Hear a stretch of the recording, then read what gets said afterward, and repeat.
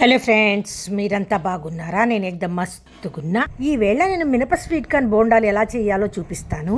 మినపప్పు sweet corn సమభాగాల్లో తీసుకోండి. మినపప్పుని 3 గంటలు నానబెట్టండి. నీళ్లు పోయకుండా నానబెట్టిన మినపప్పు స్వీట్ కార్న్ని రుబ్బుకోండి. పిండిలో ఉల్లి, పచ్చిమిరపకాయలు, అల్లం ముక్కలు వేయండి. కొత్తిమీర, జీలకర్ర, తగినంత ఉప్పు కూడా వేసి కలిపి పెట్టండి. ఒక బాణలిలో నూనె పోసి దానిలో కలిపిన పిండిని చిన్న చిన్న బోండాలుగా వేసుకొని క్రిస్పీగా వేయించుకోండి.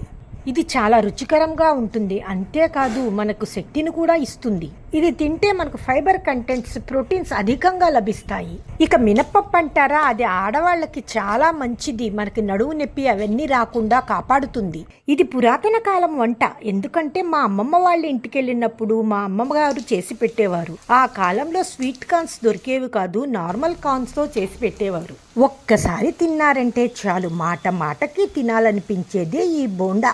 మీరు కూడా త్వరగా ట్రై చేసి కామెంట్ సెక్షన్లో ఎలా ఉన్నాయో రాయండి ఫ్రెండ్స్. ఎందుకంటే స్వీట్ కార్న్స్ కొన్ని రోజులే దొరికేవి. ఇది ఏదైనా పచ్చడితో కానీ టమాటో సాస్తో కానీ చాలా బాగా ఉంటుంది. వితౌట్ పచ్చడి కూడా బాగుంటుంది.